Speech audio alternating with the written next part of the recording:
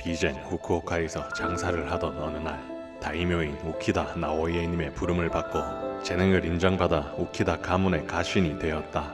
나오이에님은 모리군과 동맹을 맺고 비젠과 비추까지 지배 영역을 확대하며 세력을 확장하고 있었지만 이때 전국의 명성을 떨치던 오다 노부나가는 자신의 힘을 과시하며 주변 다이묘들을 공격하기 시작했고 마침내 이곳 비젠까지 오다군이 몰려왔다. 그들과 내통한 혐의가 있는 가신들의 세력을 토벌하고 오다군에 저항하였지만 모리 가문의 지원은 오지 않아 결국 나오이에님은 노부나가에게 항복하기로 결정했고 나는 항복의 사신으로 오다군의 진영으로 나섰다.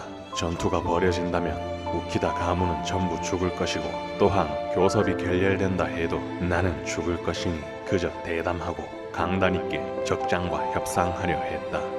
적의 대장 앞에 다다른 순간 등골이 오싹해졌다.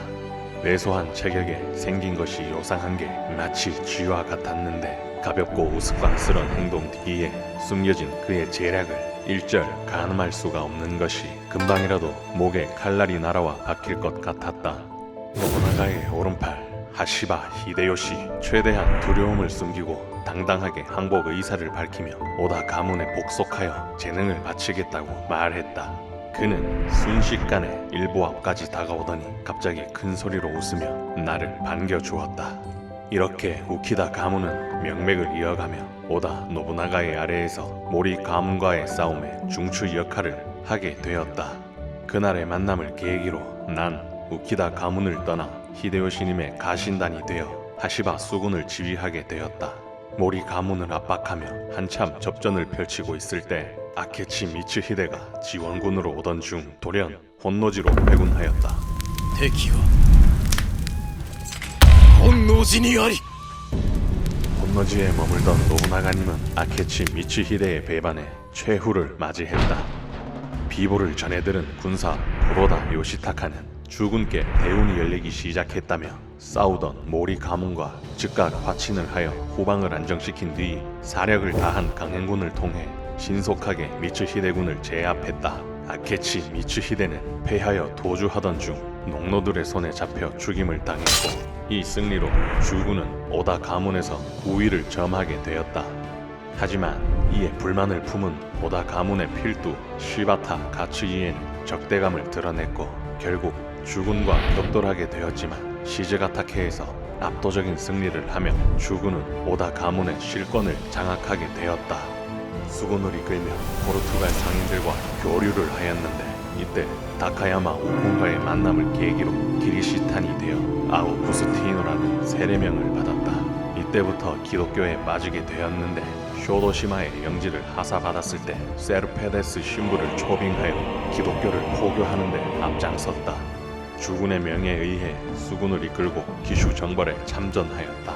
오타성을 공격할 때 주군께서 수공으로 적의 기세를 꺾은 다음 난 수군을 이끌고 배에 올라 물길을 타고 성을 공격해 항복을 받아냈다. 혁혁한 공을 세웠지만 기슈를 호령하던 사이카슈의 습격으로 수군이 괴멸당해 주군께는 죄를 짓고야 말았다. 다행히 도도 다카토라의 활약으로 사이카슈의 수령 스즈키 시게오키를 모살하여 기슈를 평정할 수 있었다. 계속해서 시코쿠와 규슈를 정벌하는 데 앞장섰으며 히고의 이키가 발생하자 이를 제압하고 공적을 인정받아 히고의 명지를 하사받았다. 또한 아마쿠사 지역에서 이키가 발생하여 이를 토벌하려 하는데 난데없이 가토 기요마사가 군을 이끌고 합류했다. 굳이 그의 도움이 필요 없었지만 주군의 신임과 나의 수군이 강화되는 것을 못마땅해 한 기요마사가 적개심을 품은 것 같다. 놈의 바램대로 아마쿠사 이키 토벌의 공적을 나눠 갖게 되었다. 주군께서 의도하신 건지는 모르겠지만 희고 북부의 영지를 기요마사 놈에게 주셨다. 다이묘가 된 기요마사는 광적인 일련종 진자로 그의 탄압을 피해 수많은 기리시탄들을 나의 영지로 이주해왔고 난 그들을 받아들여 보호해 주었는데 기요마사와 영지가 근접해 있었기 때문에 경계선을 둘러싸고 항상 분쟁이 있었다.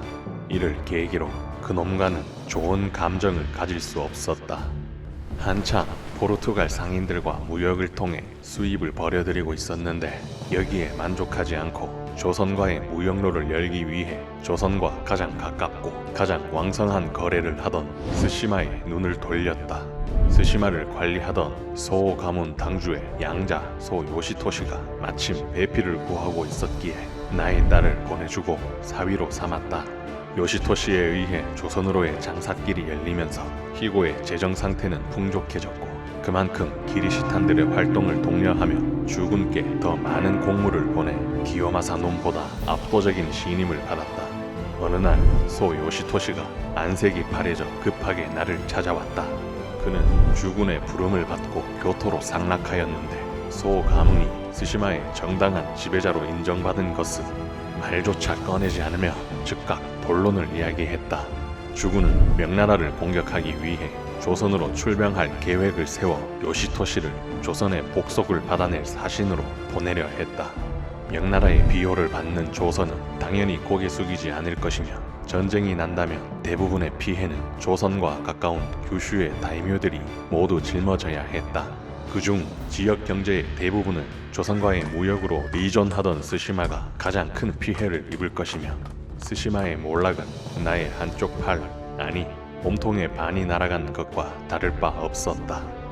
그렇기에 스시마의 당주가 된 사위 소 요시토시와 함께 전쟁을 막고자 필사적으로 애를 썼다. 가까스로 조선의 사신단 파견을 이끌어내 평화롭게 해결할 것으로 판단했지만 주군의 속내를 미처 간파하지 못한 나의 실책이 너무도 컸다. 조선에는 주군의 야욕을 차마 전하지 못했고 그들은 주군의 전국 통일을 축하할 의미로 통신사를 파견했다. 하지만 교토에서는 그들을 복속사라 부르며 조선 왕이 고개를 숙여 신하가 되려 한다고 생각했다. 다행히 요시토시가 조선인들과 함께하며 통역의 임무를 맡아 주군과 조선 사절단의 대표 황윤길에게 조금씩 말을 바꿔가며 의미를 전달했다. 다소 자유롭고 파격적인 주군의 언행을 본 조선의 통신사는 애써 기품을 지키긴 하나 표정으로 언짢은 내색을 했다. 주군께서는 더욱더 그들을 하찮게 여기며 멸시했고 당연히 교섭은 실패로 돌아가며 전쟁을 피할 수 없게 되었다. 피할 수 없다면 차라리 내 손으로 조선을 정복하고 누구보다 빠르게 조선 왕을 붙잡아 주군께 바쳐 가장 큰 공을 세우는 것이 최선이라 판단했다.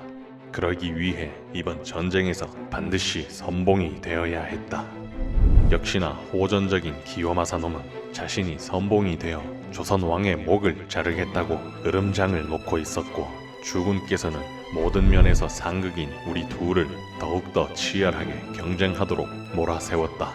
마침내 나는 선봉이 되어 1번대를 이끌고 사위 소 요시토시와 함께 조선의 부산으로 향했다.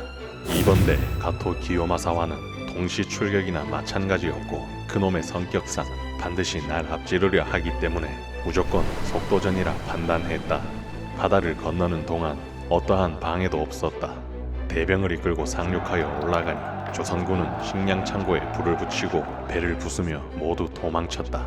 조선 사정에 정통한 소 요시토시의 전략을 앞세워 군을 나눠 성 외곽과 보루의 병사들을 습격한 뒤 부산진 성을 완전히 포위하고 공격했다. 성벽을 오르는 병사들은 우리 철포대의 호위를 받으며 안전하게 올라섰고 성벽 위에 조선군을 손쉽게 제압했다. 이 중요한 성을 지키는데 고작 1000명도 안 되는 병사들만이 저항했다. 앞으로 있을 전투에서 우리 군에 대한 공포심을 심어주기 위해 성 안의 모든 사람들을 죽여야만 했고 전부 죽였다. 조선군과 맞서 싸운 시간보다 숨어있는 사람들을 찾아내 죽이는 시간이 더 오래 걸렸다. 단 2시즌 만에 부산진 성 안에 있던 3000명을 전부 몰살시켰다. 우리 군은 고작 100여 명이 부상을 입고 몇몇만이 죽었기에 부대를 수습할 것도 없이 곧장 동래성으로 진격했다. 동래성을 지키는 장수는 송상현으로 소 가문의 집사 야나가와 타케노부와 친밀한 사이였다. 타케노부의 이야기를 들으니 송상현은 어려서부터 재력이 남다르고 경계심이 많은 이라고 했다. 조선 점령의 교두보가 될 부산진 성을 안전하게 하기 위해서 동래성의 점령은 필수였기에 송상현을 찾아가 협상의 목패를 던졌다. 싸우겠다면 반드시 싸우거라. 싸우지 않겠다면 길을 내어놓거라. 그러자 송상현 역시 목패를 던지며 화답했다. 싸워 죽기는 쉬우나 길을 빌리기는 어렵다. 과연 용맹한 장수다운 말이었다. 이렇게 동래성 전투가 시작되었고 성 안의 백성들 모두가 수비에 가담하며 우리에게 저항하였다. 부산 진성에서 싸운 우리 철포대의 위력이 이미 그들의 귀에 들어갔고 이에 대응하며 접전을 펼쳤지만 난 요시토시와 함께 직접 군을 이끌고 강행 돌파하였다. 조선군의 나무방패는 우리의 탄환을 막지 못했다. 반나절이 지나서야 동래성에 있던 군사와 백성들 5,000명을 몰살시켰다. 이 정도라면 우리 군을 마주하는 적들은 오줌을 지릴 정도로 겁을 먹어 전의를 잃을 것이다. 적장 송상현은 조선군의 패색이 짙어지자 갑옷 위에 관복을 입고 조선 왕과 그의 부모에게 절을 하던 중 우리 병사에게 살해당했다고 들었다. 그와 안면이 있던 소 요시토시는 그의 충절과 효심을 기려 특별히 장사를 지내주고자 하여 이를 허락하였다. 순식간에 부산진성과 동래성을 함락시키자 부산은 안전한 상륙 지점이 되어 수만의 지원병과 군수물자들이 들어오기 시작했고 양산, 밀양, 청도, 대구 등 경상도의 조선군은 성 안의 군수품을 챙겨 달아나기 바빴다. 잠시의 휴식을 가진 뒤 군사들을 독려하여 텅 빈 성체들을 점령하며 영남의 주요 거점인 상주를 향해 진격했다. 참 신기한 광경이었다. 조선 땅에는 군대다운 군대가 없었다. 나의 군대가 지나가면 모두 흩어져 도망가고 성은 텅텅 비어 있었다. 병졸들보다 백성들이 무기를 들고 싸우더니 어느 순간 우리를 반기며 길을 안내하기 시작했다. 상주에서 격전을 예상했지만 한성에서 파견된 적장은 병사도 없이 소수로 내려와 인근의 백성들을 모아 오합지졸의 군대를 만들고 있었다. 기가 차서 말이 나오지 않았다. 급조된 소수의 병사들로 어찌 우리를 막겠는가. 난 더욱더 진격에 박차를 가했다. 부산에서의 전투 이후 무장이라 부를 만한 이들은 한 명도 없었고 대구와 상주에 모여들던 조선군 역시 별다른 저항 없이 모두 흩어졌다. 파죽지세로 한성을 향해 진격하는데 군경세제를 지나던 중 주변을 둘러보니 등골이 오싹해지고 소름이 돋았다. 고개를 넘어 충주 평야에 주둔하던 적장은 조선 제일로 평가받던 신립이란 인물로 기마술에 능하다고 들었는데 만약 조선군이 충주가 아닌 이곳을 틀어막고 매복하고 있었다면 난 죽은 목숨이었겠구나 싶었다. 신립이 이곳을 포기했다면 우리를 평야로 끌어들여 반드시 기병대로 승부를 볼 것이라 판단했다. 나의 선발대와 조우한 가토 기요마사는 병력을 아끼며 충주를 둘러 전장을 살피고 있었고 신립과 난 달천 평야에서 서로를 마주했다. 우리의 전력을 무시한 채 적장은 대담하게도 기마부대를 이끌며 돌격해왔다. 난 군을 나누어 사방에서 적들을 향해 철포와 화살을 쏘아댔고 계속된 폭우로 평야의 늪지에서 허우적대던 조선의 기병대는 그대로 포화 속에 파묻혀 버렸다. 신립은 또다시 말을 타고 활을 쏘며 응전했지만 우리 철포대의 일제 사격에 전부 고꾸라지며 격퇴시켰고 기세가 꺾인 적들을 향해 살기를 품고 달려들었더니 그들은 모두 혼비백산하여 강물에 뛰어들어 익사해버렸다. 우리 군의 승리를 확신한 가토 기요마사는 즉시 전장을 이탈하여 한성을 향해 진격했고 나 역시 병사들을 다독여 기요마사보다 빠르게 조선 왕을 잡기 위해 내달려 간발의 차이로 먼저 한성에 입성할 수 있었다. 드디어 계획대로 전쟁을 종결시키리라 생각했지만 전혀 엉뚱한 방향으로 전황이 흘러가기 시작했다. 조선 왕은 목숨 걸어 나라를 지키지도 발복하여 자존심을 지키지도 않고 그대로 도망쳤다. 우리의 상식으로 전혀 이해가 되지 않았고 손에 잡힌 것이 없으니 수도를 점령한 데 큰 의미가 없었다. 처음으로 기요마사 녀석과 마음이 통했다. 뒤이어 입성한 3번대 구로다 나가마사와 함께 도망친 왕을 쫓아 서둘러 개성으로 향했다. 한성 방어에 실패한 적장 김명원은 임진강에 방어진을 펼쳤는데 단지 왕의 도주를 위해 버리는 패로 보였다. 하지만 다른 부대와 달리 나의 군대는 가장 먼저 상륙하여 마주하는 조선 군대와 전부 싸움에 올라왔기에 병력 피해가 반절은 되었고 지형상 불리한 위치에서 무리하게 공격하여 병사를 잃을 수 없었다. 여러 차례 작은 교전만 벌이다가 가토 기요마사가 황급히 전장을 이탈했고 구로다 나가마사와 나 역시도 전장에서 물러났다. 이 순간 방어진을 펼치던 임진강의 조선군이 일제히 쏟아져 나와 기요마사를 추격하기 시작했고 난 나가마사와 함께 회군하여 유인책에 걸려든 조선군을 포위한 뒤 모조리 죽여버렸다. 이후에 기요마사는 자신의 부대를 이끌고 함경도로 진군했고 난 나가마사와 함께 무너진 임진강 방어선을 돌파하여 개성을 점령한 뒤 또다시 도주한 조선 왕을 잡기 위해 천혜의 요새인 평양성을 향해 이동했고 대동강을 사이에 두고 또다시 조선군과 일진일퇴의 공방전을 벌였다. 깊은 새벽 요시토시 진영에서 불길이 치솟으며 적이 습격해왔다. 요시토시를 구하기 위해 즉시 군을 이끌고 달려갔고 나가마사 역시 병력을 이끌고 오자 갑자기 포위된 조선군은 도주하기 시작했고 우린 도주하는 놈들을 추격했다. 놈들은 추격하는 우리를 눈치채지 못했고 대동강에 다다르자 물살이 무섭지 않은 듯 강물을 향해 뛰어들었다. 자세히 보니 얕은 강물을 따라 강을 건너고 있었고 이를 확인한 난 즉시 모든 병력을 이끌고 대동강을 도하해 평양성의 성벽을 오르기 시작했다. 갑자기 등장한 우리의 모습에 이 적들은 당황하며 성벽의 자리를 잡지 못했고 우린 큰 피해 없이 성벽을 뛰어넘어 성문을 열고 성내로 돌입했다. 하지만 조선 왕은 세상 그 누구보다 빠르게 도주했고 더 이상 그들의 흔적을 추적하여 따라잡을 수 없었다. 하물며 군의 피해와 피로도는 극심하게 쌓여갔고 국경이 가까워지자 명나라의 개입이 심각한 문제로 다가왔기에 더 이상 진격을 포기하고 평양성에 머무르며 이곳을 거점으로 삼아 성벽을 강화했다.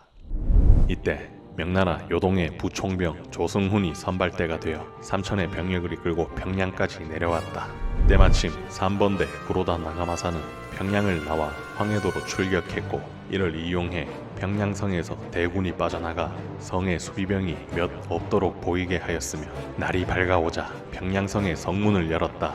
성이 빈 것으로 판단한 명군은 이때를 틈타 성내로 들이닥쳤다. 유인책에 걸려든 조선군과 명군은 어디서 날아오는지도 모르는 탄환에 비명행사하며 6천의 병력을 격퇴시켰다.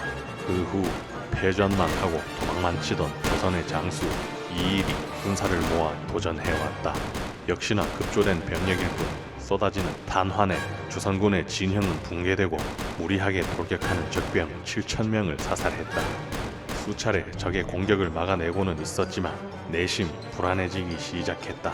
본국에서 오기로 한 물자들이 조금씩 밀리기 시작하더니 오합지졸이던 조선군은 어느새 수만에 달하는 병력을 모집하기 시작했다. 앞으로 더 많은 병력이 모일 수 있다는 걸 의미했고 더 나아가 명나라의 본대는 도착도 하지 않았다.